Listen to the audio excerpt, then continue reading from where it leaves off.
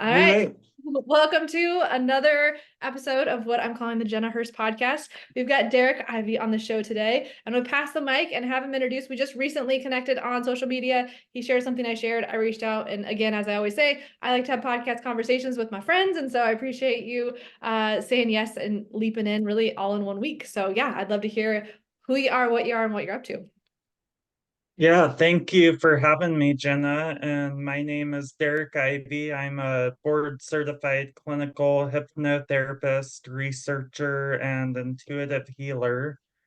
And yeah, I just really resonate with all of your messages on social media and just it's just truth, like Mm. you're not trying to please everyone or be this person for everyone. It's like you either resonate and that's how I see the world. Mhm. So I think that's why I was really drawn into your way of Mm. seeing things in the world.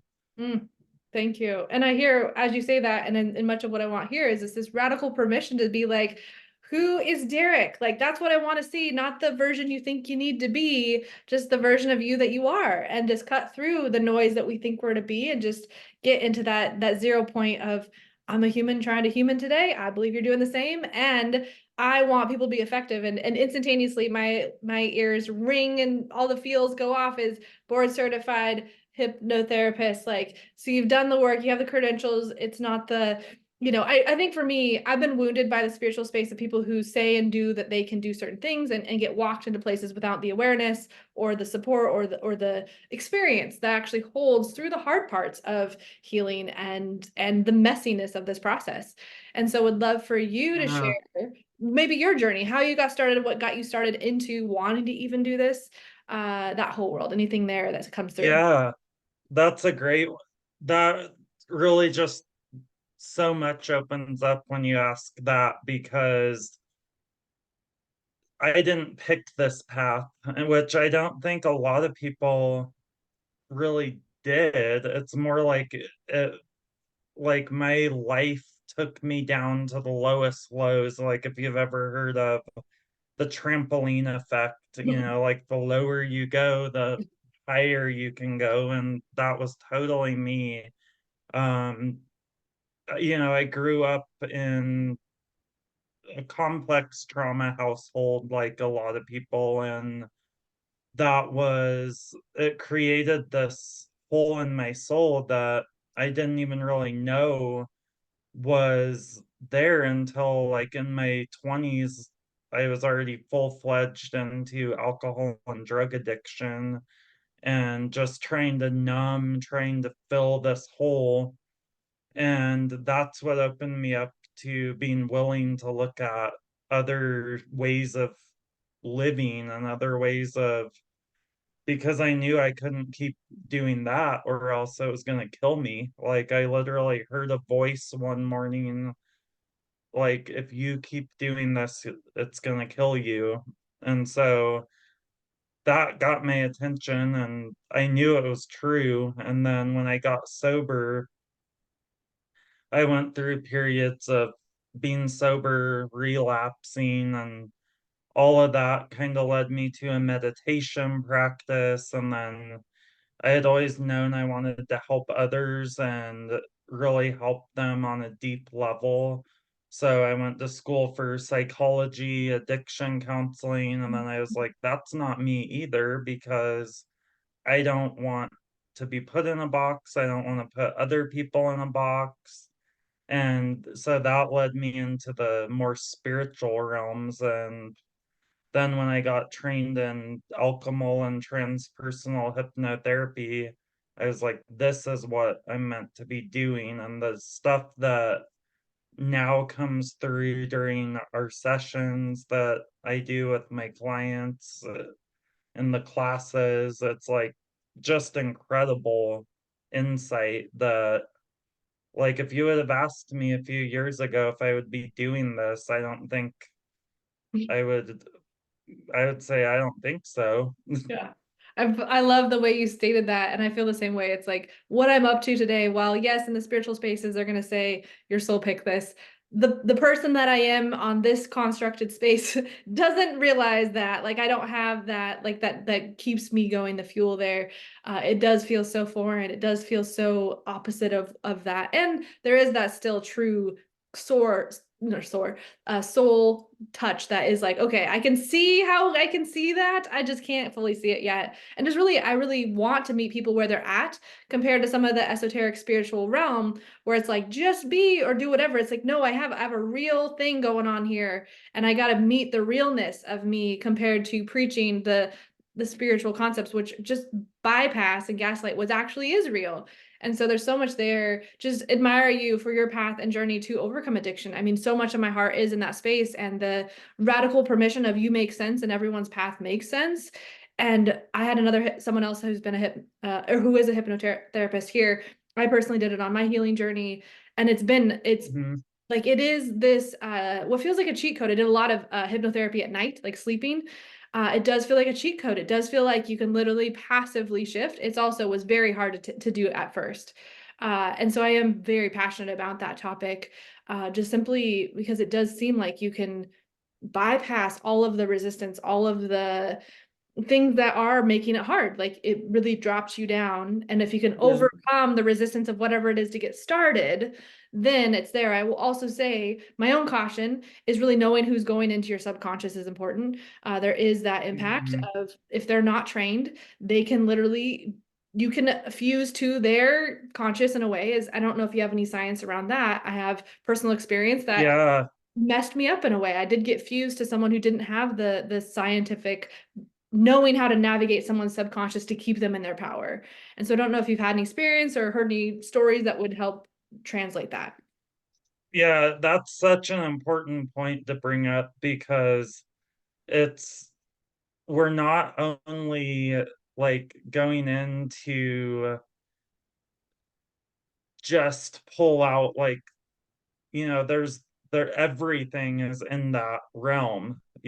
There's the light and the dark, there's and all of that is us. So it's like there's a lot of shadow aspects in there that really people would rather disown those parts of themselves. So it can be really terrifying to so there's a few things that can happen. It's like sometimes that can really, if you're not working with someone who has the trauma informed background, the scientific, like knowing what's actually going on to guide you, then it can open up too much too soon, and that can be very, very overwhelming. Mm. It can kind of cause like a dissociation where people just question their reality because they've seen so much now, but they don't have the tools and they haven't built up to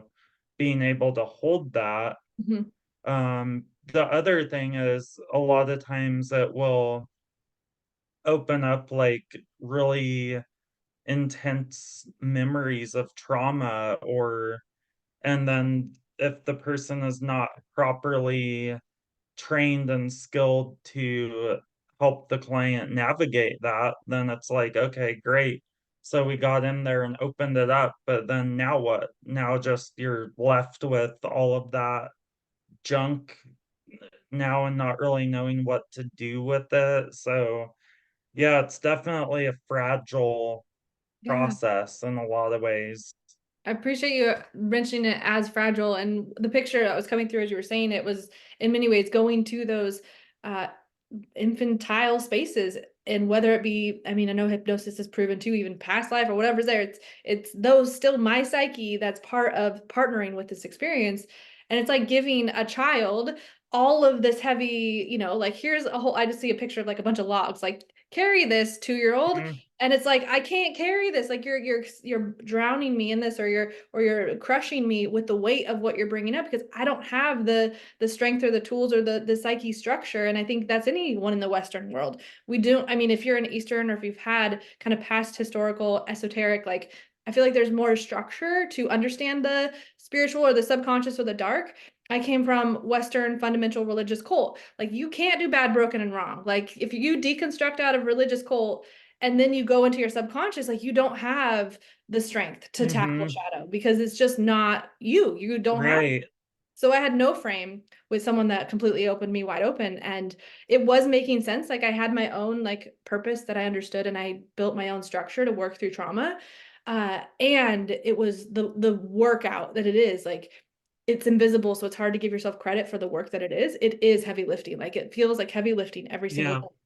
And I just haven't had the structure. So for me, it's been a self exploration to see what's missing, what is out there, what can I do, and this radical permission to be human to discover what exists. Like, how do we solve for this breakdown? What's in the Western world already without having to be or create? Like, how do we just do this together? Mm-hmm. And so I guess the question would be for someone just starting out, for I don't know what you offer or what's there, just how do you even begin to gain strength so you can take this stuff on if you're not ready to go subconscious or however you see that? Yeah, that's such a good question. And my answer is slow, slow, slow. It is a delicate process and it's different for everyone. And really I work with a lot of people that are survivors of sexual abuse and trauma, or either earlier in life through adolescence or later in life. I went to specific training to hold that space for people that are survivors. And especially in a case like that, or like you just mentioned, being a survivor of a cult, like there's so much to unpack, but it's also not a race to get there. So, what I really emphasize is creating safety in someone's body and their energy field. Mm. And really, that's our work for a long time. Like, if I'm working with someone who's a survivor, we're going to be working on just creating safety in their energy field for quite a while Thank you for that. because that's you have to have that safety to go to those deeper places and do that deeper work. And a lot of times it's like survivors might not even be functioning in the day because they feel zero safety. Like, Yeah. so we need to get them in a place where they can feel safe in their own body and their own energy field without going to all of those Mm. gnarly scenes of trauma. And I think that's where a lot of people that don't have a lot of training, they may or may not really know what they're doing, but they end up just wanting to get all this work done, but then they open up too much too fast without establishing that safety, and then it creates more pain and more trauma, and that's never what I want to ever see for anybody. Oh, 1,000%. And what showed up too is just to function right now in our society is a tightrope walk. So if you're Oh already, yeah. I mean, I don't know a single person unless you're, have the passive income, million life, even at that, that's a whole nother illusion. Either way, I don't know anyone who's not struggling, suffering in our current environment. It's just the culture we breathe. So if I you're on a tight agree. line and then you want to bring in the heavy lifting of that without safety and structure, like you take someone to a space where they completely dysfunction. And I think that's culture that I struggle with too, the mental health or however I want to say. It's like that's a human functioning how a human's supposed to function based on those conditions. And so I struggle so Hmm. much with mental health culture and language because we're on a tightrope to start with, and they're trying to better themselves. And it's going to set them backwards with a society that's judging them because they can't get out of bed, they can't get off the couch. And much of my desire, so I went down the Hmm. path of getting certified as a nutritional therapy practitioner, discovered so much about linguistics, and I was like, I can't give supplements to people. Like it's so much more of the experience in the body before you take the supplements. And so for me, it's taken me down this path of Yeah. safety in the body. And I know for myself, I've heard in the spiritual spaces is safety is an illusion, what all that gaslighting experience. And for me, safety has been the key. And so I'd love for you to extrapolate on what safety means or what you see that as. And if you, I don't know if you've personally experienced people who gaslight the need for safety, and how, yeah, I don't know. Yeah. It just shows what's up there. Yeah, what really stood out is like I'm glad you brought this up. I think we're at a time in our culture and our society where it's like people are reaching edges that they've never reached before. I think everyone's struggling on some level, like even the people that are millionaires and like they're taking losses that, it's like it might be a lot different than somebody who is not or is, lower income. Like it might look different, but it's like the same energy of kind of like the rug has been pulled out from underneath. It's like all of these systems are failing that we've kind of Mm, been gaslighted for years that were the way that to do things, and now it's like the truth is coming out, like all of this stuff is being uprooted. And so yeah, it's like with safety, I have heard a lot of people gaslighting the illusion of safety, like saying like, well, there's no such thing as safety, like, but it's all kind of, I guess it just, for me, a it's all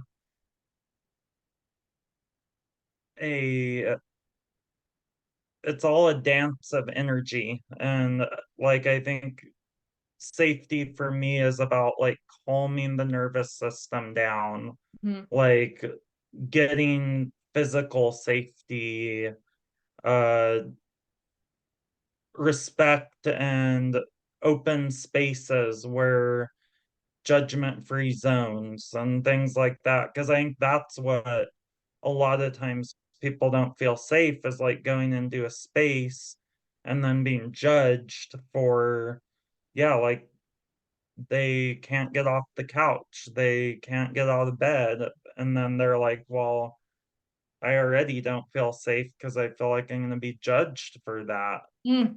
And So much not to just, love for that. so it's like a lot of it's about acceptance of who someone is and where they're at in this moment, not who they could be or who they're gonna be, but like who are you now? What do you need right now? And I hear so much, I mean, trauma informed, first off, just out of the gates. I wish the whole planet was forced to be trauma informed.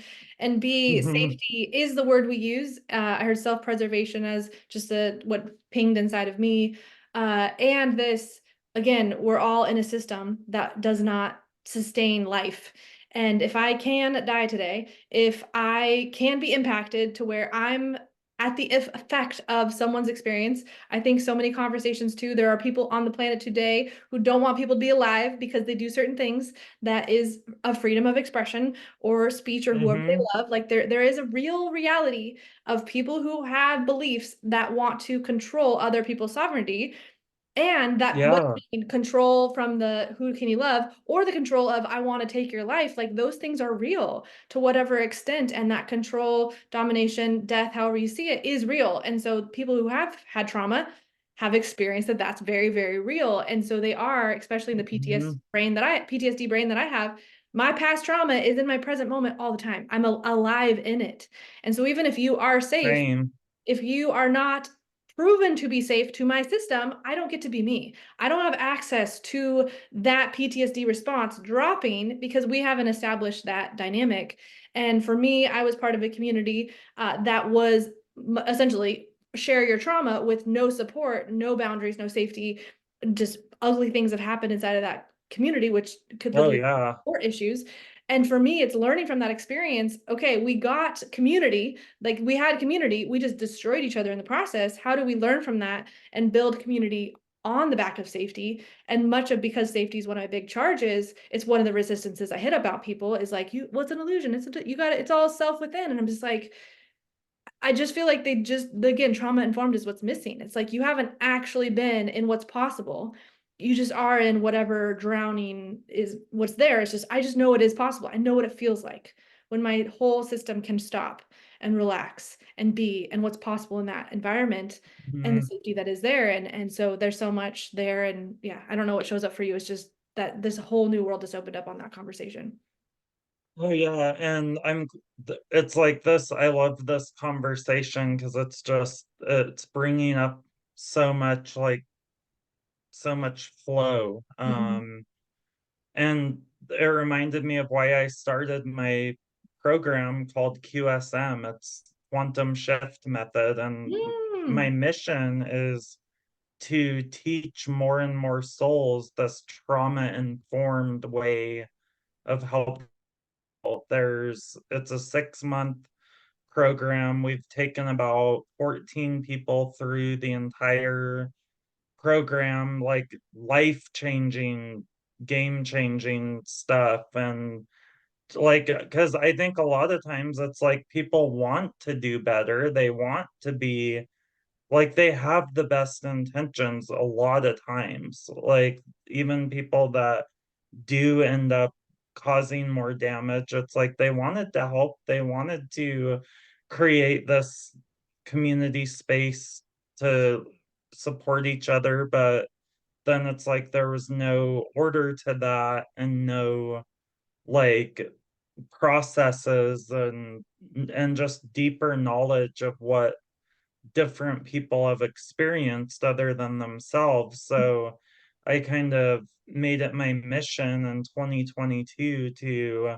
start building this program to share these deep healing techniques with the world and with people that do healing work for others. Mm. That's just thank you. I'm huge. I'm in my own self-discovery process of what I do personally. And again, I have a brain buzz. So like just that attunement to that, like feeling in my brain, I can feel the attunement to that as a solution and translating the concept of quantum, which can feel weird. And just for me, that what I come down to is the world we know as it now is built on Newtonian physics. Those that are being successful Hmm. understand quantum physics. How do we translate quantum physics into Newtonian physics is kind of the language I try to speak, demystifying reality. And quantum Yeah, physics is beyond the mind. So there is a surrender into that space beyond the mind that is there, except I do totally. see we can still get it. So my question would be to the someone who's never heard the word quantum before, do you have a way that you explain it? Is there something that shows up as what that lives as a real thing for you? Yeah, so actually I was on a call yesterday with a client that I'm going to work, and I told her it's kind of like we take you into the state where that analytical part of your mind is out of the way, that's thinking, what should I have for lunch? What does this person think of me over here? That part's out of the way. And then we're in this space where we're kind of just floating through the collective unconscious and subconscious. So it's like everything that ever was, ever is right now, ever will be. And then we're kind of just floating through that and interacting with different timelines, different beings, different, but they're all aspects of us, Mhm, right? So it's really amazing. Like it's basically it's infinite.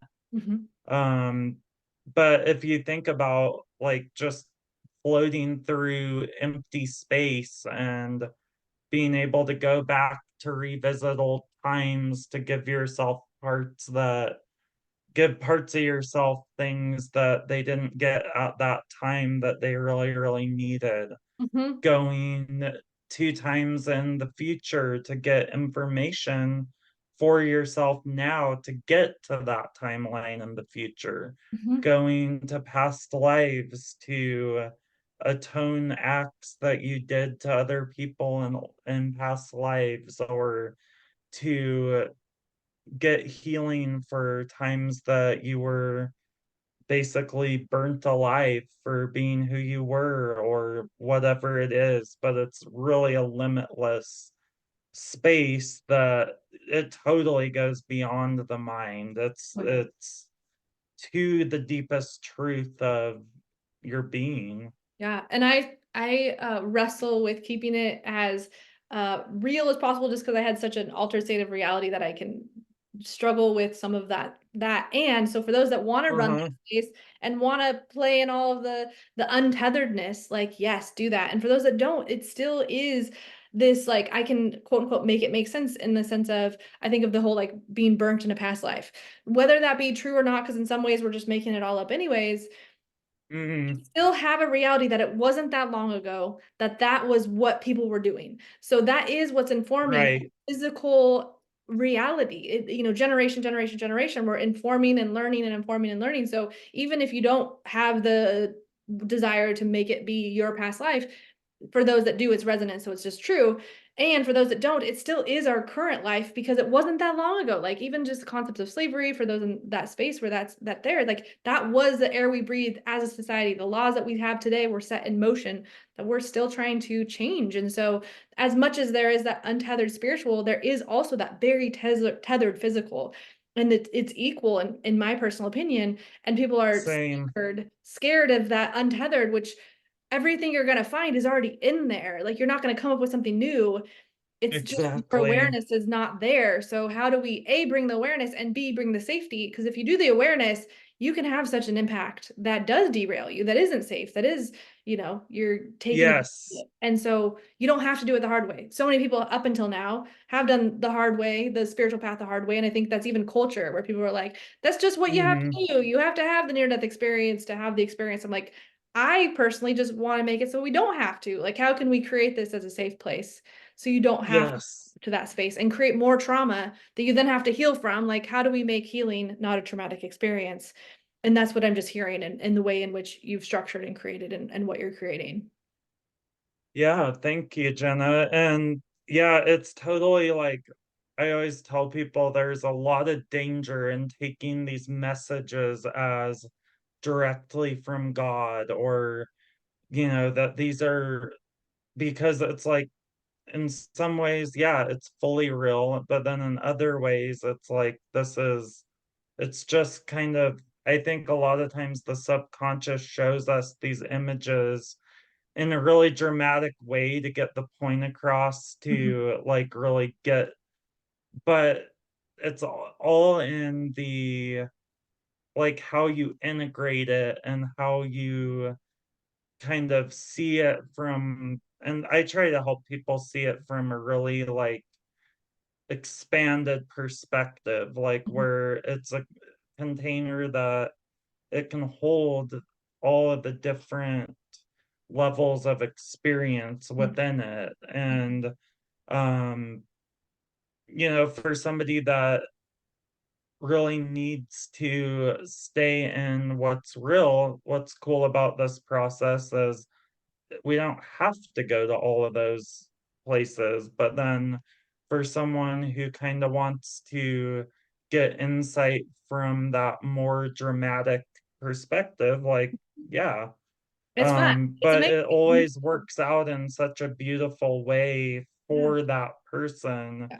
as long as I take away who I am as a person Mhm. and just fully am there for them to have their own experience and kind of I'm there to, if you get off into the weeds, I kind of gently just pull Mhm. you back onto the path and just as a loving way to bring you back here. And I see there was a picture that came through when you're speaking, which was just the concept of when you're getting into this space for the first time, it's kind of like getting a extension cord to something you don't know what it's hooked to. And it's like if you're gonna plug it in, Yeah, like just be ready for what you might turn on when you plug that in. Like just there's an experience of we're not an electrician at this stage until we learn what is happening and have a community to support us. And that for me is primarily what happened to me is I put the extension cord in the wall and it lit up a full Kundalini yeah, rising with no structure. And so it led to a quite wild experience that I'm very proud about and very love. I'm grateful for it. It's just I don't want anyone have to do the heavy lifting every day. And I just don't want people to have to do the heavy lifting. And so my question would be to, and we hit the 10-minute mark. I just wanted to really leave those that are here listening with wherever they find themselves in the stage of this. What is the experience if someone does work with you, or what does it look like to partner with you to, I mean, quite honestly, the fact that you have a container to walk through the quantum stuff that's already structured for however many months that you've had success with, I really hear slow and methodical and attuned to the seriousness of it. Like, this isn't just a haphazard, I want to make $1 million today. It is a real Oh human, yeah. real life, and navigating the embodiment of people is really my purpose, quite honestly, is who's actually doing and has the embodiment of safety to create something for someone, because it is still pioneered. Like, the resource people who are in need don't necessarily have the resources to go hire the 6-figure perfect person, and it is this person who's done the due diligence. And that's why, again, the accreditations, that kind of stuff, I hear safety. So the question would be, what does it look like to work with you? What does it look like for someone in a typical session, or just introducing some of that to help people understand? Yeah, absolutely. So I have a lot of different ways that people can work with me. First of all, for free, I have the Quantum Shift Mm. Hypnosis and Energy Healing Society group on Facebook, and we have a little over 2,000 members right now, and that's just a great community to really just ask questions, get connected with other people that are on all different parts of that journey. So I invite anyone to join that group. Down And below. then as far as working with me, I offer a lot of different types of sessions. So I can do energy healing, quantum hypnotherapy, intuitive reading. So it's kind of like you pick what you're needing. Like, do you want to just receive energy? Do you want to go in and explore with me? Do you want to just see what I'm picking up on? And of course, I always lead you to and support you in whatever is best for you. Mhm. And I never have an agenda of what I think someone should or should not do. So, I love working with people in that way. I also do private mentorship in 1, 2, or 3 months where we work together in a deeper capacity and really have that support. And then also we have the QSM program, which is a 6-month program, which really is not just for people who want to do this for other people. It's a great program for people who really want to learn from this trauma-informed perspective, learn all of these different ways to work with energy to do their own healing and their own explorations, but also while having the safety of a really supportive community of people all over the world that live and breathe this work to support you along the way. Hmm. And I really hear it is and does become almost a way of being. Like, it is, once you get introduced to this, it really is. And whatever that is, and I don't know if that's just, I like to say quantum reality is the concept I'm creating, and this new, quote unquote new, I mean, it's always been here, is just the language is really what I see as the distinction. We now have language to call it quantum reality, and those of us that are walking in this Right. way, and it becomes to, I really see integrating and normalizing the subconscious in light of everyday reality. And I see bridging the gap, or exposing the gap, or making it be more attuned. For me, I believe I live in a pretty subconscious state. My body is always having some sort of biochemical reaction based on Hmm. people I'm talking to. And so I believe that is, I stay pretty aware of my subconscious. And so that raising the awareness is, I think, what everyone's goal is. It's just also, as you raise awareness, the impact is greater too. I think that's there. So I do have the 4-minute mark, and I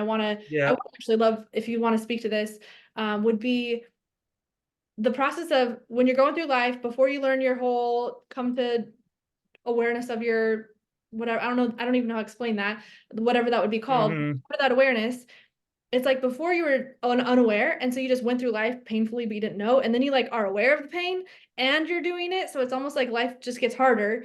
So I don't know if you have anything that you see inside of that, like the awareness comes out and then everything's just harder for a while until you kind of reach that momentous threshold. So I don't know if you Yeah, see what I'm trying to say. totally. Yeah, and I do, it's for a specific type of person, like that Mhm. really wants to go all the way and learn as much as they can about themselves and their, but they're, and it does become a part of who they are. Mhm. um these protocols teach you processes, but then that becomes just how you process energy, so it expands your perspective quite a bit to where you can see the good and the bad and like kind of not get pulled into the good or the bad. But there is that period where it's really, really difficult sometimes, but it does get better because I Mhm. kind of see it as layers of an onion. And Mhm. once you clear enough layers of that onion, then you reach this place where then you can kind of just upkeep Mhm. and work with things as they come up. And but it gives you a really good framework. I agree, and I really see also too the value of hypnosis is that essentially you've done everything unaware. You're going to become aware and kind of relive your life through that string of awareness to catalog whatever's there. And so you can do it in a more time collapse space from the quantum or for true hypnosis. And it's like you do have Mm-hmm. to kind of catalog your life. And so you do really have to relive those experiences that were traumatic to hold them in unconditional love and light and meet yourself in what you didn't have and the trauma that's in Yeah. the body and all that stuff. So I really see Newly, the experience of having someone to hold your hand through that is like it's already going to be hard. And it's just life already is hard as it is. And adding that in, it is those layers of an onion getting through. I see almost like a house that's just like been just a bunch of crap. It's like you gotta paint the walls, clean out the crap, and like you have a bunch of work. Yes. Then once you clean the house and do the work, then it's just upkeep, like you're saying. Like, yes, the floor is gonna get messy. Exactly. You gotta do the thing. There's living in life, and it's a messy world still out there with energy. Which I don't know, I'll put you on the hot spot for 1 minute left. For someone like myself that's highly aware of energy, I know you mentioned the meditation or the group that you have. Anything that just managing an energy as like a day-to-day thing, any 1 second tips or any like a put it in a TikTok kind of snippet of how to manage energy as we finish out the podcast. It's all love. So at any moment, you're either moving closer to love or closer to fear. So follow that Mm. love and bring love to even the dark spaces. Bring love to yourself even when you feel like crap. Bring love Mm. to yourself even when you're questioning, even because that will lead the way in my experience. That language, bring love to this situation. I mean, I just see it myself when I'm just junked out or my brain's going, it's like, okay, bring love. Like it, like that is an executable thing for my brain where it's like love just doesn't, I don't know, Mhm. the way you just said it, like I haven't heard it in that language. We might get cut off here because we're less than 1 minute. All that I want to say is thank you. I'm beyond excited to talk with you more, Derrick. You're changing the world, obviously, and just grateful to know that you're in my You corner. too, I'm excited Jenna. to be in yours, and we'll talk more. Big love to you and bring love. I'm going to be leaving with that today. So thank you, thank you, thank you. And thank you for bringing love into this Thanks. space. Big love as always. See you. Bye. Talk soon. Bye.